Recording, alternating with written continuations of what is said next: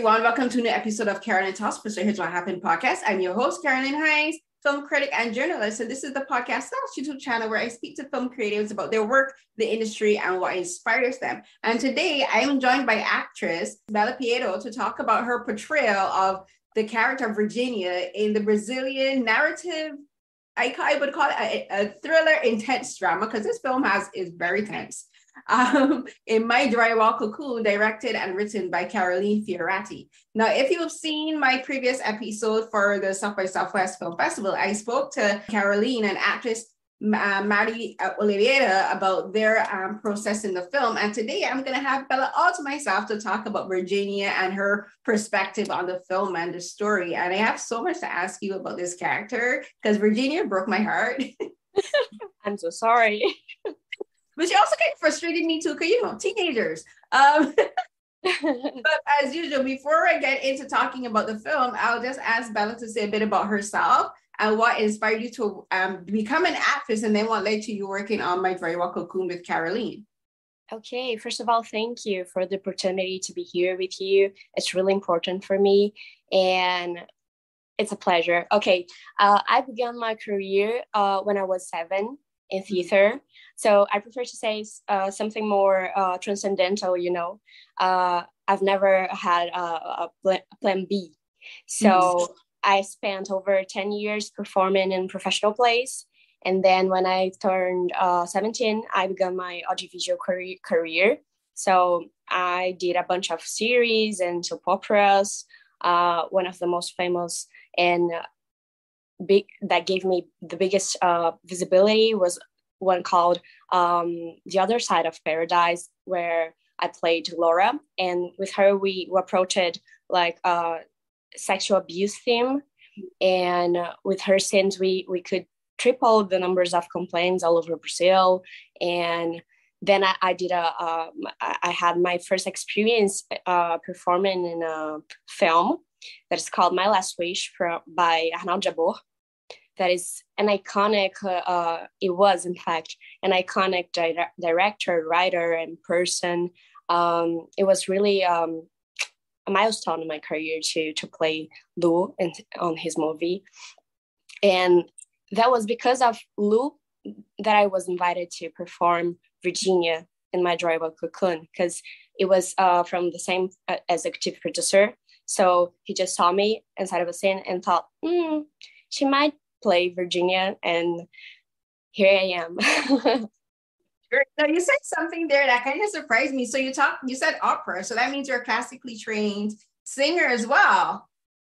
Sorry, I didn't get you. You said you went in theater, you also did opera and singing as well? No, soap opera, sorry. Oh, soap opera. I can't sing. I'm awful. Oh, no. Hey, at least there's always karaoke, right? But how? Okay, so talk about the transition from theater to soap opera, because I think that's an interesting interesting shift. Because I know for the stage, like when you're acting on stage, you have to project a bit more because the audience is further out, and you're trying to make sure that everyone is able to see you and relate to you and feel what your character is feeling. So what was it like for you to transition from working on the stage and then going particularly to soap operas? Because soap operas, and I know particularly for Latin American and South American soap operas, and like telenovelas as they would call them in some countries, are extremely dramatic. They're extremely dramatic, and sometimes the acting to people in North America, it might be seen as over the top acting, but it works for that genre because the stories are so ridiculous and outlandish sometimes. Like the amount of backstabbing, deaths, betrayal, like you need to have like these exuberant portrayals. So what was the shift like for you from stage to soap opera and screen? Okay, oh my gosh, it's such a good question. I think it's all about size, the content, the internal content is the same. So you just exchange your way to communicate your emotions. So at Arnaldo Jabor film, it is in fact a more near-realistic film. So it was closer to a theatrical performance for me. But My Drywall Cocoon is, you just saw, it's like a completely a realistic lens of our reality. So it's really naturalistic. So it was more about sensoriality. And I think we began through surrealistic image, because first of all, it was like an exercise that Carol proposed us to do. And second of all, because I really believe they can turn to palpable some emotions that we can explain. And that's exactly how people with depression report to feel. So I think one of the main goals of Carol's narrative is to allows people to feel, not just only to understand with their minds. So for me, to play Virginia was like a journey from skin and words. Yeah, the thing about Virginia, that character, she takes such a journey in like the story, because at the beginning we're starting with her being excited and planning for her 17th birthday. And the film kind of opens with her having an argument with her mom, Patricia, and that me being an adult, but I have also been a teenager, but me being an adult, I could see where her mother's hesitant to leave this teenager alone to work, to run this party that's going to be filled with other teenagers. And it's interesting, but that's the interesting thing about it is like in hindsight, you know, like now that we're grown and everything, we can see where Patricia's coming from, you know, but as teenagers, we just see our parents telling us no, as them trying to hold us back, and that they're trying, and in the case of the party, trying to stop us from having fun, and, you know, and trying to like embarrass us in front of our friends and everything. But Virginia, at the beginning, you just think she's spoiled, you know, you just think that she's this girl that her mother has given in way too easily, you know, and you just think like you. And for me, when I was watching at the beginning of the film, I was just thinking, Virginia, this is not a good idea, you know, like how are you?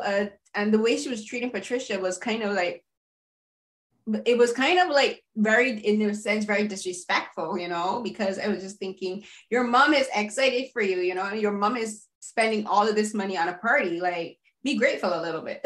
Exactly. But oh yeah, we built like a microcosm of the white privilege and an artificial security with false walls that kind of try to protect those teenagers from their own social bubbles. Yeah. And they were constructed by a sick society and politics that left them completely hostage from their complex minds. And they are all the time struggling against their own monstrosity. What I'm trying to say is like, they're good people who do horrible things. And talking about specifically Patricia and Virginia, throughout all my research, in a way, finding a way to talk about depression and her bipolarity, I found endless metaphors about water and how they connect with mothers. So, in my understanding, was closer to being inside of a uterus, you know. Of course, I can remember it, but I just put myself into an exercise of sensory memory. And oh my gosh, probably it's there that the parents' presence starts, the importance of parents start. And clearly, Patricia didn't give any of this to Virginia. She just wants her to be like a brand new version of herself. And Virginia, the same way, wants to be the opposite of her mother, feeling guilty because she wanted at the same time, she felt her mother deserved a better daughter. And she was angry because she wasn't able to be herself, even with her mother. So, you know, I selected, Carol proposed me an exercise to write a letter for Patricia, and I selected a part that says like, I feel shrunken and fetal position inside of my mom's uterus, and I feel that she didn't want to have me. Mm. And what was Carolyn's reaction to that when you wrote the letter? Oh, we did intensive preparation, also with Maria. That's incredible, and we were pretty intimate to connect and construct all of those layers. And I think we can see somehow those layers inside of their eyes. Mm-hmm. And even knowing that Patricia and Virginia had like only 2 scenes, I think. Yeah, they didn't have many scenes together. No. But their scenes, but those 2 scenes, I think they say so much about the characters and about their relationships and their dynamics.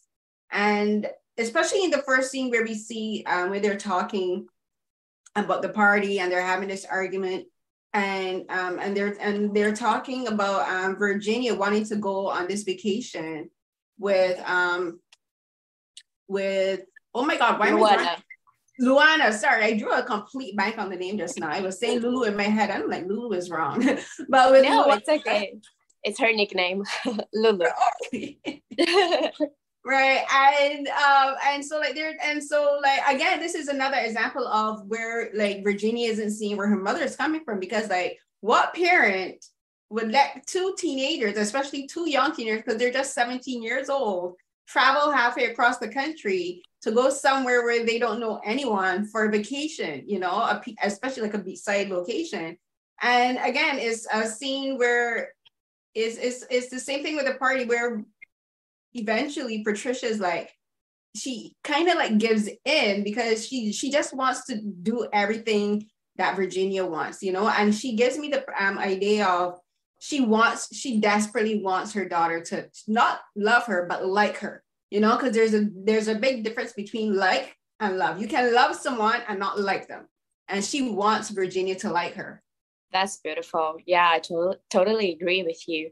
They have like a mutual attraction, and in a awkward way they I don't know, but I think Virginia loves her mother, but it's also hard to don't feel like integrated.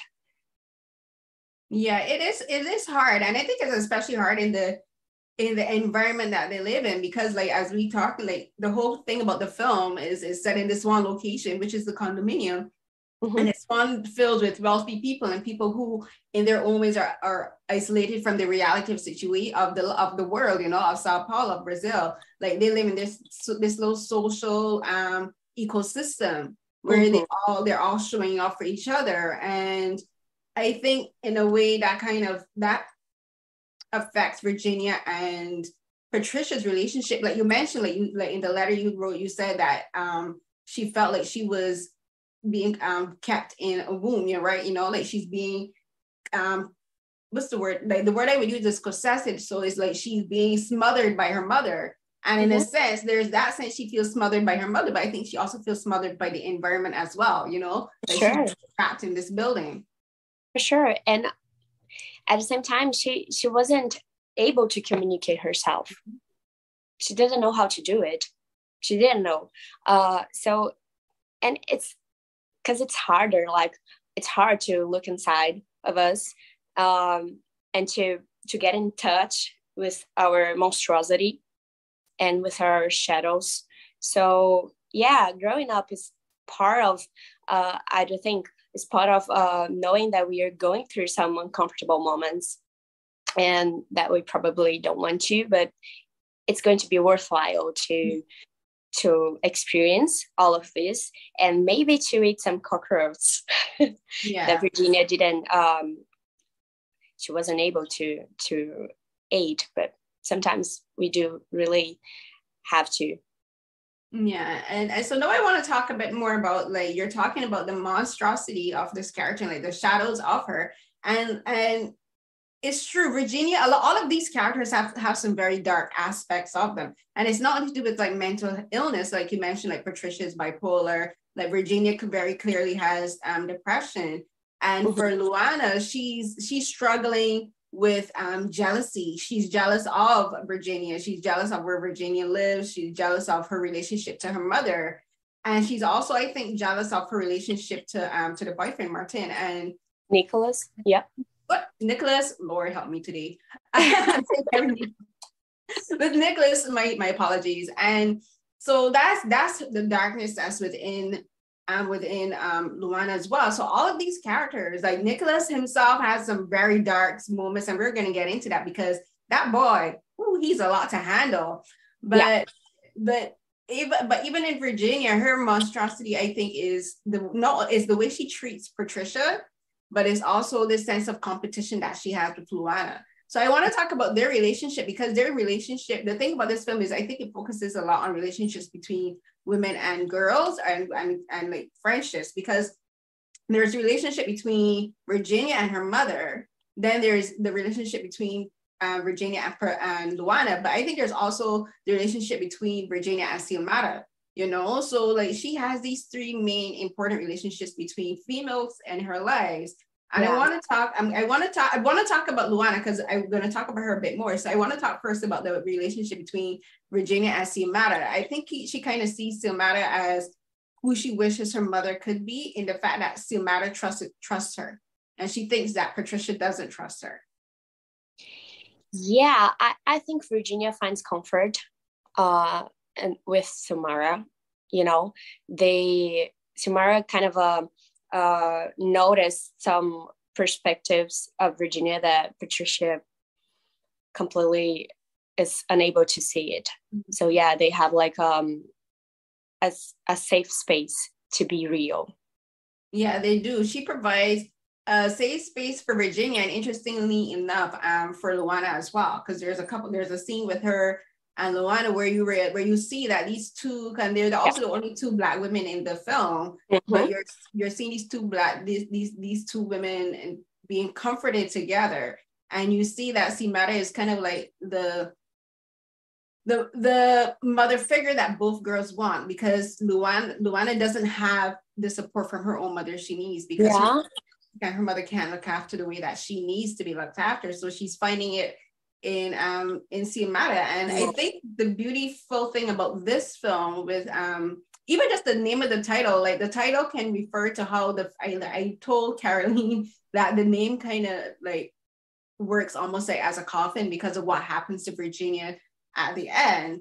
But I think like a cocoon is also a safe space, it's a space for like butterflies and moths to like be safe before their metamorphosis. So I kind of see like Xiomara as like the cocoon for both Luana and Virginia. That's beautiful. Yeah, me too. I do feel it.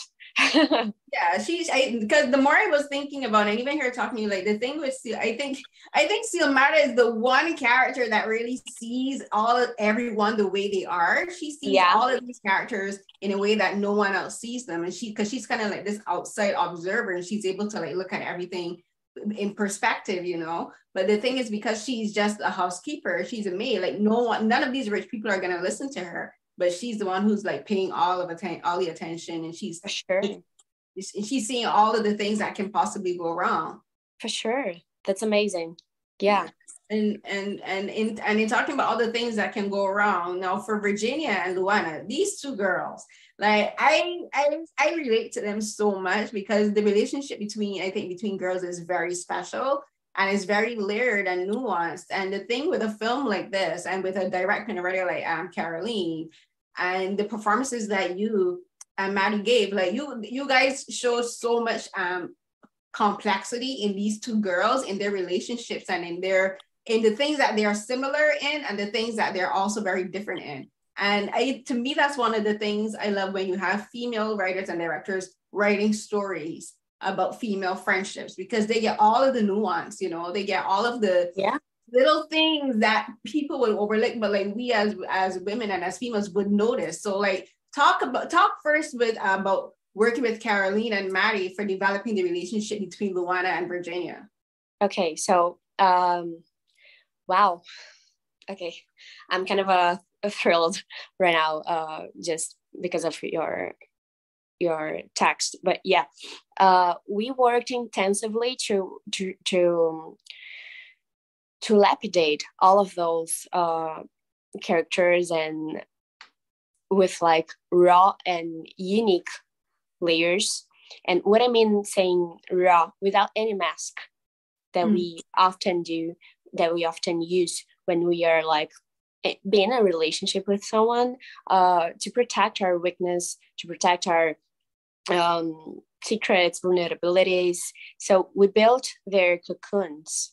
And I think all of those layers brought humanity to the script and allowed people to really reflect on their own masks, vulnerabilities, and cocoons. So yeah, talking about Luana and Virginia, girl, it was like a intense relationship because they had like a multiple vectors within their relationship. Virginia completely envies Luana's life, personality, relationships, and otherwise Luana's envies Virginia's life. But together they can experience a lack of sadness and reality doing drugs. Together they dream, for example, Chekhov's dream of finally find a place and run away into it, and where they could be accepted, happier, and more free. So yes, they have like a multiple and mutual tension and passion for each other. At the same time, Virginia could be taken care by Luana, and she also takes care by her, Luana. And because I think in a maternal way, because they didn't find in their own mothers, so they have like a maternal layer of relationship. At the same time, they have pleasure for manipulate each other. So it was intense. Yeah, like I see what you mean about the maternal aspect, because it's like Luana looks after Virginia a little bit, like she's the more mature one. She's the one that wants them to run away, so that I think in a way, so that she could look after someone that she wants to look after, because she doesn't want to be looking after her own mother, because she's like, you're an adult. Why do I have to be looking after you? Why do I have the stress of looking after my own mother, having to worry about her medication, all these things. And for Virginia, she kind of sees Virginia as like someone that she could look after the way she wants, like she can kind of mold Virginia into the person she wants her to be. And like you said, like both girls are envious of each other, but the thing is that they don't even realize that they are. We, the audience, can see that they're jealous, because there's little things that, like one of the scenes that really tripped me out was when Luana put on the bathing suit. And it was like I'm like, first, you brought a gift for someone for her birthday party. This is your best friend. This is your BFF. And you're going to give her a bikini and you're going to put it on. Like, what? Because like, I told Carolina and Mari, like, I have a twin sister. Like we argue about clothes up till this day. We've always been arguing. But clothes are like, people don't understand. Unless you know girls and relationships, we take clothing very seriously. And we can share, but like the rule is between me and my sister is like, if I buy something new, I have to wear it on first. Like you can't wear it before I do. Okay. And so then when Luana put on the bathing suit, I was stripping her because it's a brand new bathing suit you bought for this girl.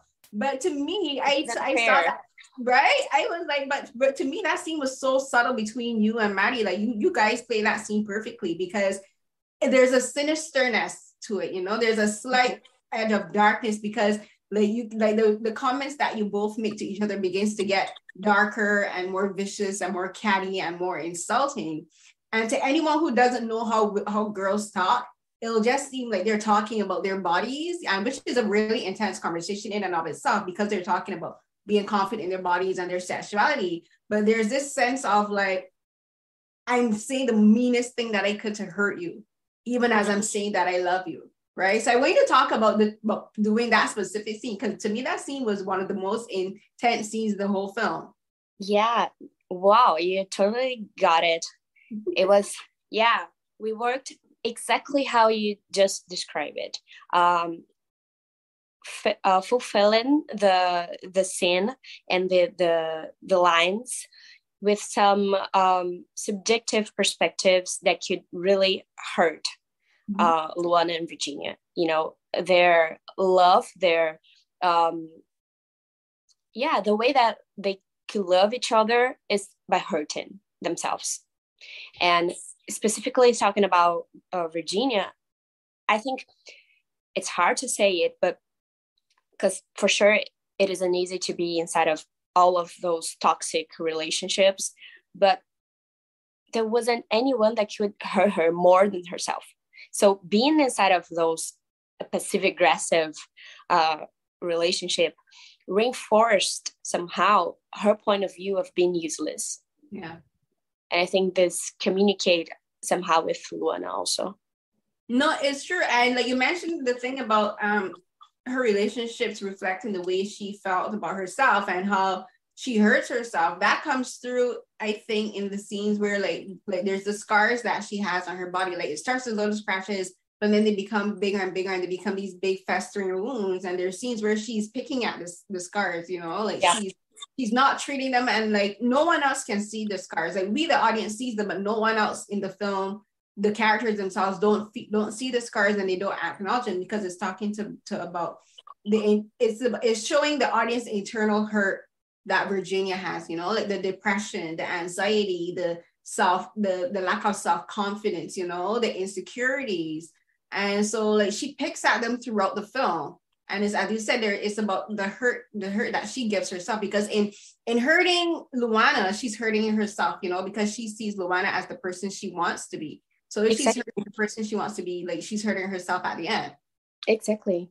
And we try to, through those subjective perspectives of the wounds that everybody has on the script, to bring out to the first layer like a macro reality of our society, politics and chauvinism, and how they connect, control us, even our feelings. So it was pretty complex to construct all of those humanity, because Virginia seems to be like 3 different characters instead of just one. So I basically worked on a high euphoria, a deep depression, and a kind of a dissociation crisis. Mm-hmm. So I think when she's getting closer to the dissociation part, the wounds are getting bigger, and she's she can really touch it. Mm-hmm. You're right. It's palpable. It's more palpable, and it's more, I think that's when the sadness really sets in for me, because as the film goes on and as like it's revealed all of these toxic relationships that Virginia is in, because at the beginning of the film we don't realize just how toxic these relationships are, you know, like we think, oh, it's just a teenager having a party, but you realize everyone that she's in a relationship with, except for Xiomara, is toxic, because even the relationship she has with Patricia, with her own mother, is toxic in a way, because Patricia in a way envies her own daughter, you know, she wants Virginia. Like there's a scene where they like Patricia puts on Virginia's dress, but then also Virginia puts on her own mother's dress during a point at the party. And it speaks to how like Virginia, like she has no really truly healthy relationships with the people that she should have the healthiest relationships with. And like, as you mentioned, the disassociation, and now I think those scenes come up when her relationship with Nicholas, you know, like there's scenes with Nicholas, like these scenes are so intense and they really disturbed me because it talks about intimate partner violence amongst teenagers. And this is something that people don't acknowledge as much as they should. Like when you talk about domestic violence, people talk about it between married couples and older, more mature couples. But like young girls, a lot of young girls are subjected to domestic violence from their own boyfriends, you know, like they're physically abusive, sexually abusive, and verbally abusive, and emotionally and mentally abusive. And Virginia goes through all of these forms of abuse and of being subjugated and oppressed by Nicholas. So first I want to talk about, there's this scene, and this is the scene in the bedroom. This is the scene that was, I'll be honest with you, I actually had to pause the film and take a moment and collect myself, because that scene is so intense and it was so disturbing for me. So for you, what was your preparation for you? Because I know that Caroline and Mari talked about having a psychologist on set that provided that safe space for you and for the cast. So talk first about, I think I want to talk first about having that safe space and the importance of that for you, and being able to have a professional psychologist to speak to, and then we'll get into that particular scene. Okay, right. Yeah, for sure. We were reaching so sensible themes that definitely we don't want to romanticize and any aspects of it. So we asked for therapists and psychiatrists help to guide us into a more realistic way, because our main goal is to really have a social function. And it's only a social function when you can connect with people, when it's real and you can make them feel. And people don't connect only with a bunch of words instead of a story. They connect because it made them feel some way. So we worked together intensively, and specifically talking about this scene, we rehearsed it a lot. I think maybe 2 weeks. Carol, Michelle, that is who played Nicholas, and I, with the guy who prepared us, with Carol, and we rehearsed in all the subjective layers also to find this dominative game of power that they have, and then we shot, I think, over 15 takes. And the one that Carol picked it was exactly the one that Michelle totally shocked me, because we were kind of doing the same choreography and movements, and we were in a safe space. I totally trust him, and he trusted me, and our set was amazing. It was, in fact, the first set that I had that it was majority female set, which is still rare, super rare within our industry. So we were completely confident and happy to be in a safe spot, in a face team. So we were totally diving into. And Michelle and I, we shot over 15 takes, and then he just did a bunch of different movements, and he shot so loud that shocked me. And so it was really a real reaction, like an exercise that I put myself into it, especially being a woman in Brazil, and being through, like, I've been through some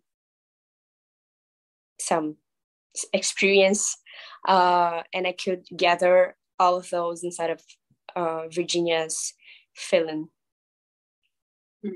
Yeah, I always, when I watch scenes like that, I'm always aware of how intense it is for the cast and for the crew, because being on a scene like on a set like that and dealing with a scene like that takes so much out of you, you know, like, and it requires, as you said, it requires so much trust, because you're being extremely vulnerable in the moment, and it's the scene, especially scenes like this where sex is involved with the violence itself. Like, I think for women, like, that's something, like, for us, that's a situation that for us we know is almost too real, you know, because we're vulnerable, and like we know that we never know what any man can do when we're in a with them. So like, even, and people will say, oh, it's just acting. I'm like, there's acting up to a certain point, but as you were saying, like, you still have to be in a frame of mind where you, as you said, like you were saying, like, even I want to say, like, I'm always just aware of like how much work it takes, you know, like how much that the toll it can take on you mentally and physically. And I'm always appreciative of actors like you putting yourself out there, because like, you're telling a story that needs to be told. And like within this film, like one of the messages that Caroline is hoping to talk about is, again, the domestic violence amongst young people, you know, and she's addressing real world situations. And like for you have to put yourself in that spot so that the story can be told, so that it can then create a discussion in real life for people to talk about and to acknowledge and to see. For sure. Yeah, our main goal is to promote those tough debates and to boost our transformation somehow through our characters and circumstance. So yeah, it was hard to be there, but we were like being a vehicle for something bigger. And yeah, we reached the worst masculinity, talking about preconceptions and violence through male characters. And it's pretty important, it's urgent to approach those complex layers. And for us Brazilian, there is a special connection because, you know, we had like in our 4 last years a former president who could gather all of those rotten layers. So yeah, there is a masculinity that it might be showed and rethink it.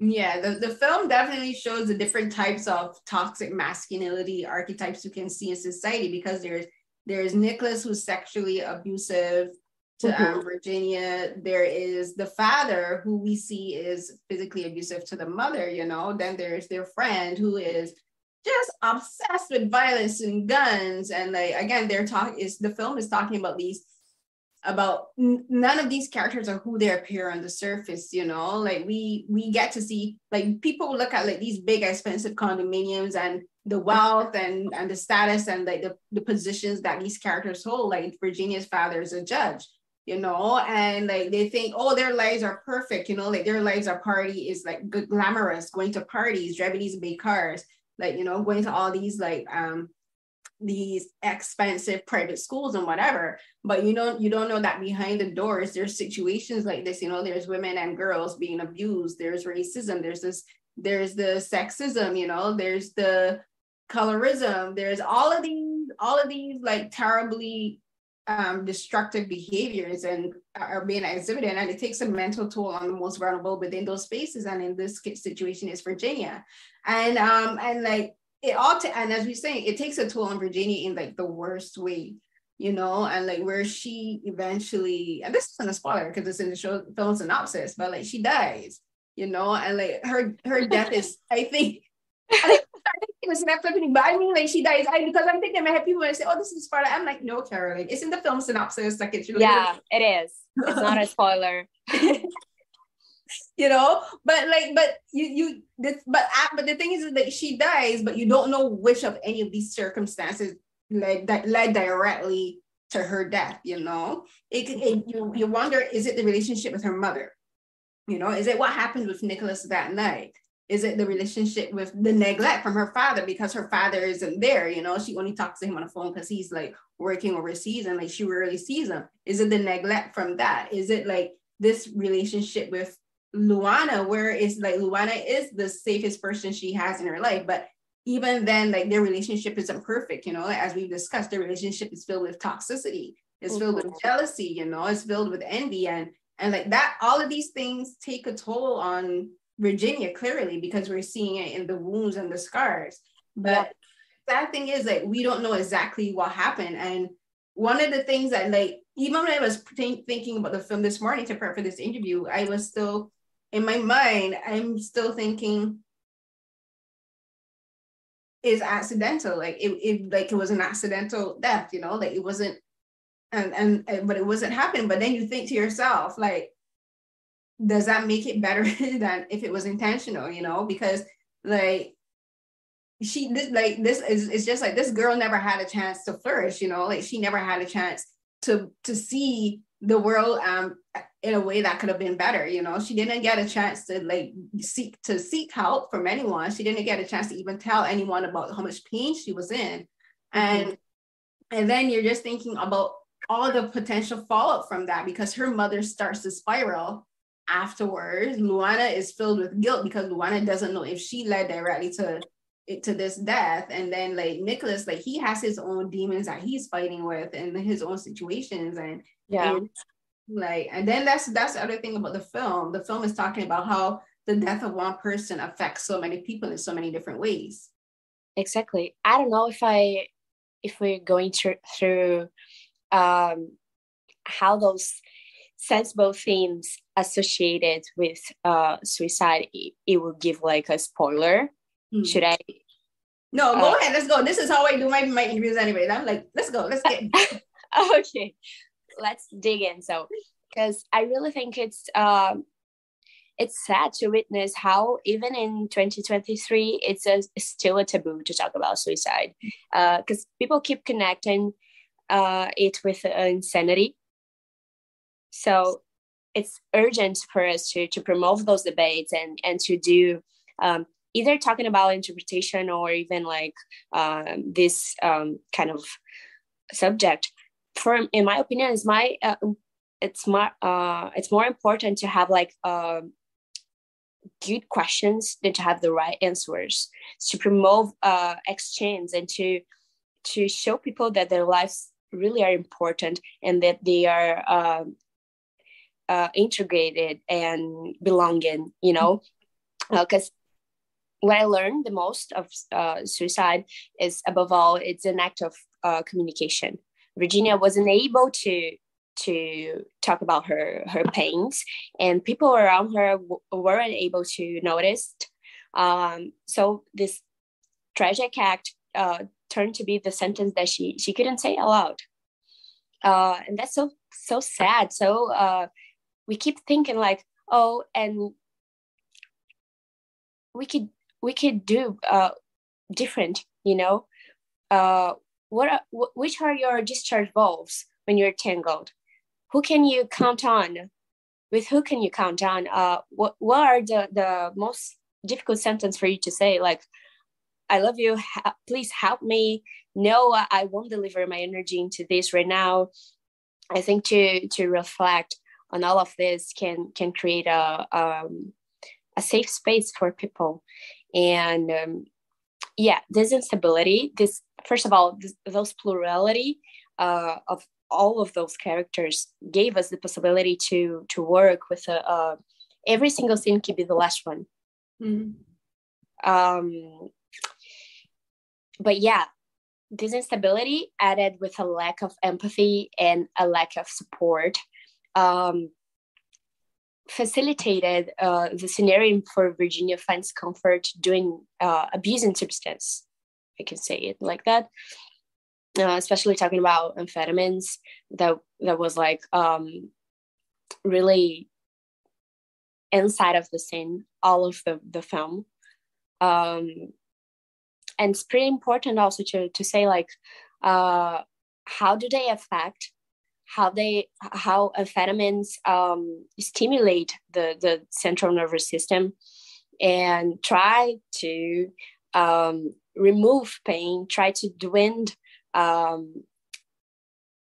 weakness, but at the same time we can find on body some symptoms like handshakes, shaking hands, dry mouth, irritability that connects Virginia directly with her dissociation crisis.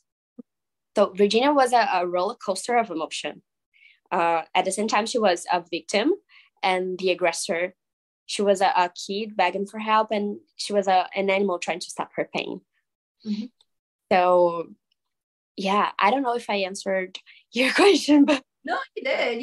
You answered it perfectly, because like the like what you said about the suicide, the action being the sentence that she couldn't get say. I think that's said beautifully, because like for people who even before they even commit suicide, but there's even if they don't, like for people who are severely depressed and have a lot of mental or physical disabilities and disorders, like suicidal ideations, like there's so much that leads even up to that point, you know, like it's not a sudden and instantaneous decision. There's so much that people have to go through before they even get to that point.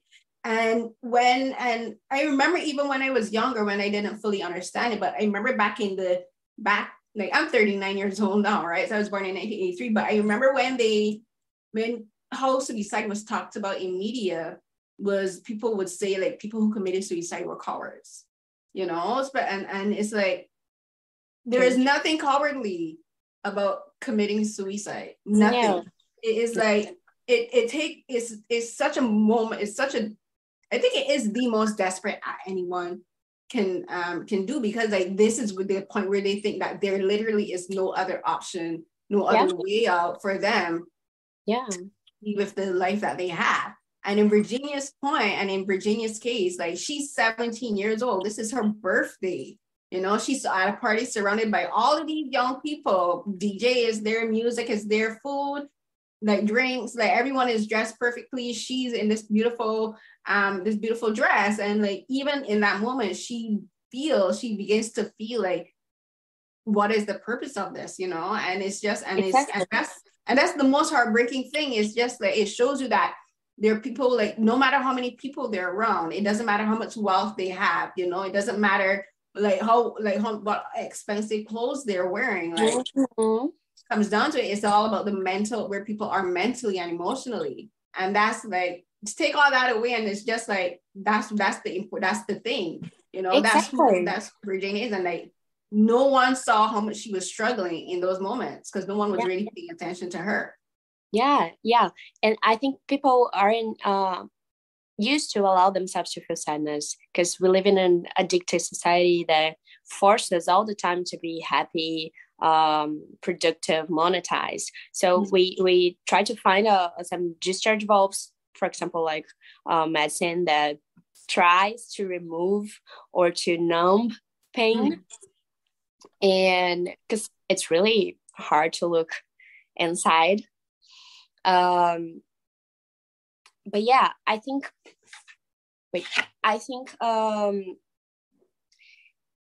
it's a combination of factors, you know, biological, psychological, religious, cultural, and that sometimes culminate into a manifestation against itself. And the person, Virginia, she didn't feel, she felt outside from itself, fragmented with a cranky ego. And that facilitated the scenario for her to hurt herself. And mostly of the time, suicide appears like in a combination of factors with other disorders like depression or borderline or schizophrenia and so on.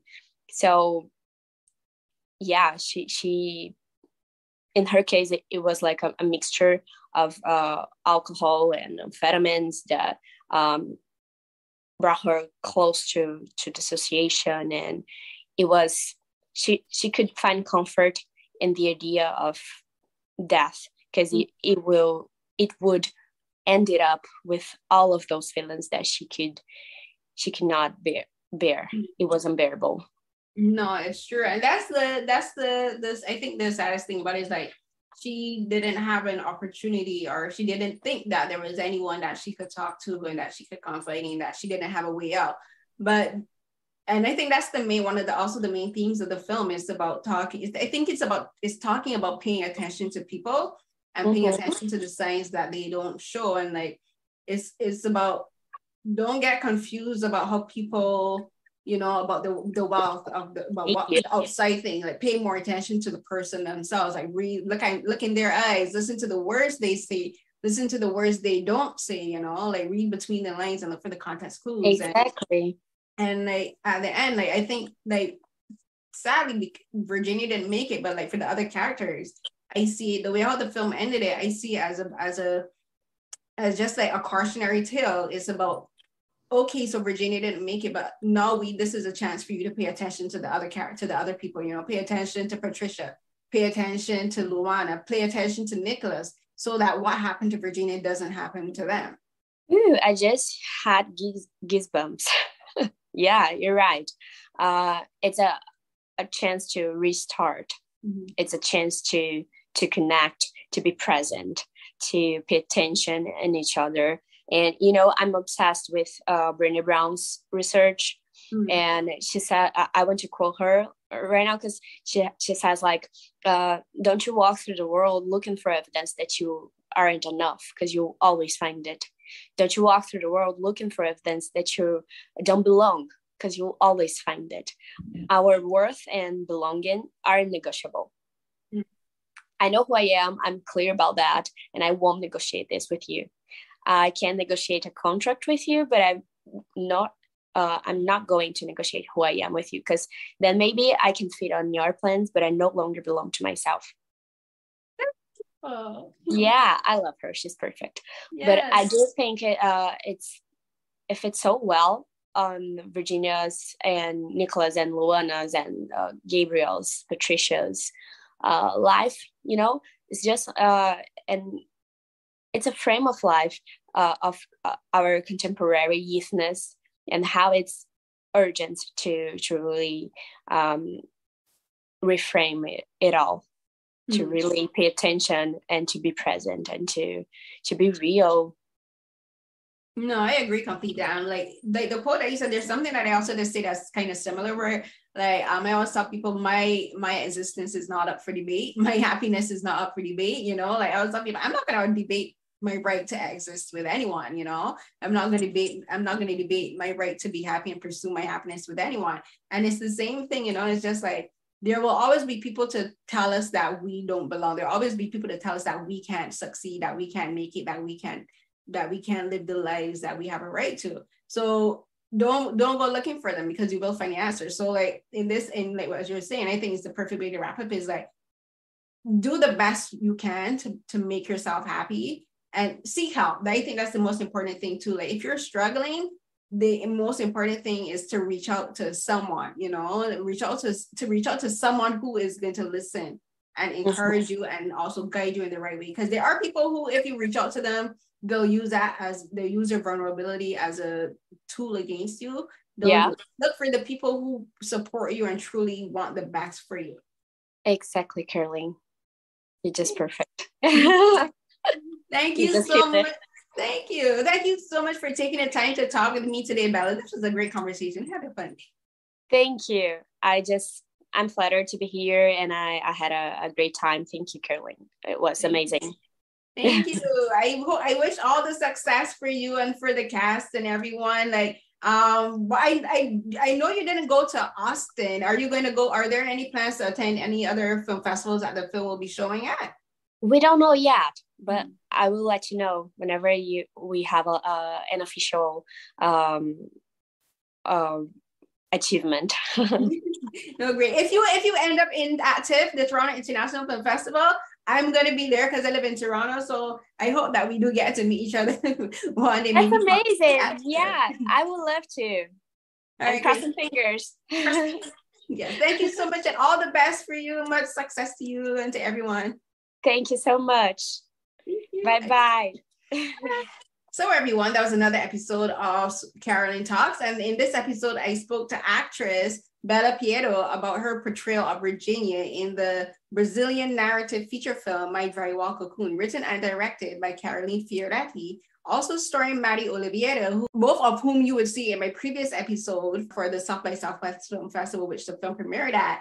It was such a great conversation talking about her. She's an extremely intelligent young lady. She's like I think she's very intuitive and very empathetic, and everything she said about Virginia is like, I think it's spot on. Like she said a lot of things that I hadn't even thought about too, you know, like the saying what Virginia did at the end, the unfortunate act of suicide that she did was the sentence that Virginia had been wanting to say but wasn't able to say. So this was when she got to speak. So I think that's such a profound thing to say. And I appreciate her taking the time to speak with me today.